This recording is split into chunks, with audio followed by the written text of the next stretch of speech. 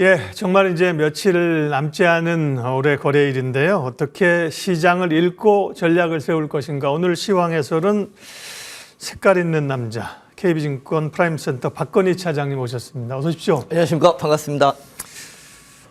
오늘 지난번에 이제 OLED 관련해서도 주목할 필요가 있다고 얘기를 하셨는데 오늘 어떤 주제로 이야기할지 화면 한번 보고 얘기하겠습니다. 네, 잠시 멈춘 산타랠리. 미국 증시가 좀 상승에 제동이 걸렸죠. 숨 고르기냐, 혹은 이대로 이제 좀 조정이냐. 우리 증시도 뭐 마찬가지로 포함이 되겠습니다. 플러스 또 주목해봐야 될 섹터 종목 이야기도 우리를 실망시키지 않으시고 준비를 하셨을 겁니다. 일단 뉴욕 증시가 하루 조금 1% 중반에 뭐 좀 깊은 조정이라고 보일 수 있는데 사실 9일 연속 올랐지 않습니까? 그죠? 네. 일시적인 숨고르기로 보시는지 아니면 이제 조금 조정을 좀 받을 때가 된 건지 조정이 좀 이어질 수 있다고 보시는지 어떤 시각이세요? 제 개인적인 생각은 나스닥 위주로 좀 조정이 나올 걸로 보이고 있어요. 그러면서 이제 순환매 양상이 들어올 걸로 이렇게 보이고 순환매는 낙폭과대주들 이렇게 올라올 걸로 보여요. 요새 올라가는 거 보면 기계, 자동차 부품, 의약품 이렇게 뜬금없이 갑자기 올라갈. 그거는 지금 그죠? 섹터는 국내 증시 얘기하시는 거죠? 예, 맞습니다. 그러니까 미국 증시를 어쨌든 네. 지수 부담이 좀 있다. 네, 그렇죠? 맞습니다. 나스닥이 많이 올랐으니까 그 부담이 있고 국내 증시로 오면 사실 국내 증시는 미국 올라갈 때 못 올랐어요. 네, 뭐 수급 문제도 있고 그래서 국내가 조금 낮긴 한데 어쨌든 국내 증시도 보면 이제 순환매 양상이다. 네, 맞습니다. 네. 지수보다는. 네, 맞습니다. 네. 그러면 말씀 나온 길에 이제 국내 증시 연말 연초 전략까지 여쭙고 갈게요. 양도세 이슈 뭐 뉴스가 여전히 이제 좀 살아 있고요. 뭐 오늘 내일 얘기가 있고 새해 기대감도 있는 상황인데 그러면 어떻게 해야 돼요? 연말 연초 전략은요?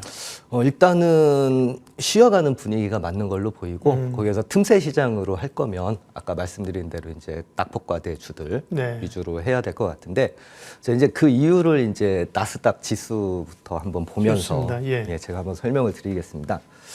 제가 나스닥하고 필라델피아 반도체 지수 이렇게 그림으로 뽑아왔는데 쫙 보니까 월봉 정도 되는 것 같네요. 아닌가요? 예, 맞습니다. 보면은 이게 이제 나스닥이 이제 필라델피아 반도체 지수하고 또 뗄래야 뗄 수가 없죠. 비중이 이제 크니까요. 비슷하게 가네요. 예, 그렇죠. 근데 제가 이제 나름대로 현재 저 올라와 있는 위치가 저 두툼하게 생긴 양봉이 어느 정도 위치가 될 것이냐, 요거를 한번 분석을 좀 제가 해봤어요. 분석을 어떻게 했냐면은 이제 저희가 이제 역헤드 앤 숄더 패턴이라고 많이 기술적인 거를 들어보셨을 거예요. 저 패턴이 뭐냐면은 하락 추세에 있다가 이제 상승으로 전환을 했었을 때 그 패턴을 나타내는 건데 그 옆에 보면은 나스닥에 영향을 주는 필라델피아 반도체 지수와 그리고 CRB 지수라고 해서 그 반대편에 있는 이런 원자재라든지 머티리얼즈 하고의 그 비교 차트를 이렇게 분석을 해봤더니만 현재 그 필라델피아 반도체 지수가 역헤드 앤 숄더 패턴 내에서 일정 부분 현재 상승이 1차 상승이 마무리됐다는 거를 저는 이렇게 느꼈습니다. 그 이유인즉슨 조금만 설명을 드리면 왼쪽 그림에 이렇게 보게 되시면 2022년도 7월 달에가 잘 보시면 그 어깨 쪽 모양이 될 것 같고 그리고 10월 달이 머리 부분의 모양이 나와요. 그림하고 좀 비교를 해보시면. 그리고 오른쪽에 2023년도 초가 이제 오른쪽 어깨가 되고 거기서부터 이제 상승을 쭉 이어졌었던 거예요. 넥 부분을 이제 목이죠. 목을 이제 돌파를 하고 목 부분은 제가 저 밑에 두 줄, 주황색 두 줄로 이렇게 표시를 해놨는데 그 부분을 돌파를 하고 상승은 저 파란색 제가 막대로 해놓은 게 있을 거예요. 그 상승이 그 넥을 돌파하고 한 번 상승이 일어나는데 기가 막히게도 그 상승이 지금 제가 저 자료를 이틀 전에 만들었는데 거기를 찍고서 어제 나스닥이 밀리더라고요. 그래서 좀 저도 좀 놀랐습니다. 그래서 지수야 뭐 좀 더 봐야 되겠지만 그래서 1차 랠리는 일단 마무리가 됐다. 저는 이렇게 보고 싶어요. 그 이유 중에 하나가 뭐냐면은 제가 그림을 그냥 간단하게 하나 가지고 왔는데 제가 이제 그 HBM 관련해서 향후 이제 단자수 증가라든지 12단에서 16단으로 이렇게 그 지난번 얘기할 때 그렇죠. 저번에 말씀하셨죠. 말씀을 드렸지 않습니까? 근데 이게 뭐 나스닥이나 반도체 지수랑 무슨 상관이 뜬금없이 나왔는데. 뜬금없이 나왔죠. 그러니까, 궁금하시죠? 예, 공정의 난이도는 증가할지 모르겠으나 네. 그 똑같은 공정에 한 번 더 한다든지 뭐 이런 식. 하지만 기술에 대한 개발 그거는 아직은 이끌어내려면은 한참 좀 시간이 있어야 된다. 예를 들어서 저번 시간에도 말씀드렸던 하이브리드 몬딩으로 국내 업체들이 본격적으로 가려면 2026년도는 돼야 될 거예요. 네. 그렇다면 그 전까지는 저렇게 이제 공정에서의 변화만 나타날 거고 그 관련돼 있는 업체들이 지금 주가에 어느 정도 많이 지금 선반영이 돼 있다는 거죠. 그리고 나스닥 지수가 밀린다면은 분명히 오늘 저희 국내 반도체 지수 종목들이 좀 밀리는 것처럼 이게 어떻게 보면은 일정 부분 조정의 시작이 아니길 수도 있겠냐. 저는 이렇게 좀 보고 있습니다. 네. 예. 기술적으로 볼 때 뭐 심리적으로도 사실은 저희가 심리 지수, 공포 탐욕 지수 보여드리지만 상당히 과매수 영역에 있는 건 맞죠. 조금 조정받을 때 됐다고 하셨고 몇 가지 시장을 접근하는 포인트들 볼게요. 일단은 금리 인하 시점이 언제냐가 논쟁이지 오르진 않을 거 아닙니까? 인하 쪽으로 가게 되면서 달러가 약세로 가게 되고 상대적으로 원화가 강세가 되면서 그에 따른 뭐 골드만삭스도 그런 달러 약세 전망을 했고 원화가 강세로 간다. 그걸 좀 예측한다면 지금도 계속 뭐 1,300원 위에서 1,310원, 20원 같잖아요. 예. 1,200, 뭐 90원, 80원 이렇게 갈 수 있다고 하면 어떤 기업들이 국내에서는 수혜주고 또 어떤 쪽은 조심해야 돼요? 일단 뭐 저희 이론적으로 원화 강사 수혜주는 외화부채가 많다든지 뭐 원자재 기업이라든지 이런 기업들이 네. 많겠죠. 뭐 항공, 여행, 음식료. 근데 제가 보는 거는 그 이론적인 거를 좀 벗어나서 어떤 게 움직여야 되느냐 이걸 좀 보고 싶은데 그것도 이제 제 나름대로 그림을 또 하나 제가 딱 가지고 왔는데요. 자, 사실은 고물가가 마무리가 예상이 되지 않습니까? 누구나 좀 다 알고 있는 사실인데 저 그림에서 보게 되면은 2023년도 들어서기 전에 국채금리가 5%대에 진입을 하려고 했었어요. 저 그 연두색 부분의 박스를 이렇게 보시면. 네, 맨 하단의 그림. 그렇죠. 근데 잘 보게 되면 나스닥 그 위에 있는 나스닥 지수는 이미 반영을 해서 쭉 오르기 시작을 하죠. 그게 뭐냐면 이상하게 국채금리가 오르는데 나스닥 지수가 올라요. 빠져야 되는데 이미 더 이상 물가 때문에 증시가 어렵진 않겠구나 선반영돼서 그래서 미리 빠져놓고 먼저 움직이는 거고 그 위에 보면 달러 지수 같은 경우에는 달러 지수가 사실은 저렇게 국채금리가 상승을 하면 더 올라야 되는데 맨 위에 있는 그림은 되려 조금 하락이나 옆으로 정체하지 않습니까? 그럼 이거를 한마디로 정리를 하자면은 뭐냐면은 자 고물가가 마무리가 예상이 되니까 나스닥에서는 이미 상승이 선반영이 됐고 그렇기 때문에 더 조심해야 될 것 같아요. 요즘 같은 시기에는. 근데 다만 달러 지수는 현재 상승이 제한된 모습이니 본격적으로 고물가 인플레이션 우려가 완화가 되면 본격적으로 달러 지수는 하락으로 전환이 될 가능성이 높다. 저는 그렇게 보고 있어요. 아직 선반영이 달러는 안 됐기 때문인 거죠. 네. 그렇게 되게 되면은 저는 2024년도에 달러가 본격적으로 하락이 하고 원화 강세가 이제 기대가 되는 걸로 저는 이렇게 보고 있습니다. 보고 있는데 아까 전에 초반에서 말씀드렸듯이 이제는 좀 순환매 쪽으로 그동안 업황이 안 좋았었던 업종들 위주로 올라갈 가능성이 되게 좀 높다 이렇게 좀 보고 있는 거죠. 네.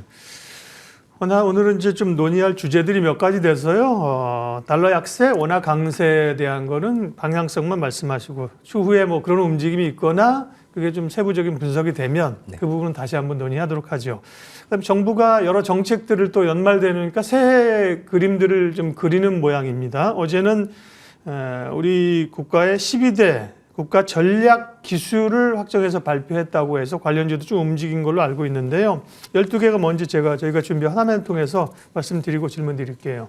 반도체, 디스플레이, 2차 전지, 첨단 모빌리티, 차세대 원자력, 첨단 바이오, 우주항공, 수소, 사이버 보안, 인공지능, 차세대 통신, 로봇, 양자 컴퓨팅 다 들어있네요.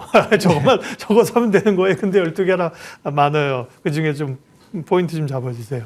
예, 저 많은 것 중에서 저는 저기 첨단 바이오가 눈에 확 들어옵니다. 아, 그렇군요. 예, 그 왜 그러냐면은 저희 정부가 저렇게 12개를 발표를 했다고 하더라도 저희는 주식하는 투자지 않습니까? 그렇죠. 주가가 반영해서 이미 많이 올라 있으면 늦었죠, 이미. 매력이 없죠. 예. 그렇겠죠. 근데 첨단 바이오가 오른 게 없어요. 그 이유를 한번 설명을 해보자면은 제가 보면 그 코스피 의약품 연봉을 한번 가지고 와봤어요. 그러니까 여기에는 이제 모든 뭐 전통 제약주부터 해서 뭐 다 들어가는데 최근에 외국인 기관이 동반 매수하는 게 의약품 주거든요. 그 이유를 좀 살펴봤더니 의약품 연봉이 지금 10년 이동평균선까지 빠져 있습니다. 저 녹색 부분인 거죠. 네. 근데 예전에 2000년도 초반에서부터 저렇게 상승으로 쭉 가는 모습을 보게 되시면은 저 녹색 부분인 10년 이동평균선을 깬 적이 없죠? 예, 종가는 없네요. 그렇죠. 종가 그죠? 기준으로. 예, 그리고 설사 깼다고 하더라도 거기가 박앤세일 기간이었지 찍고서 밀리는 저항대 가격은 아니었다는 거죠. 그러니까 지금이 그렇게 근접을 해왔고 더군다나 종목별로 보면은 20년 평균선까지 빠진 종목들이 근접을 해 있어요. 그렇게 되면은 이제는 금리 인하라든지 저런 정책적인 수혜하고 맞물려서 매수할 때가 됐다. 그런 맥락으로 쌍끌이 매수가 들어오고 있다. 이렇게 좀 보고 싶습니다. 네.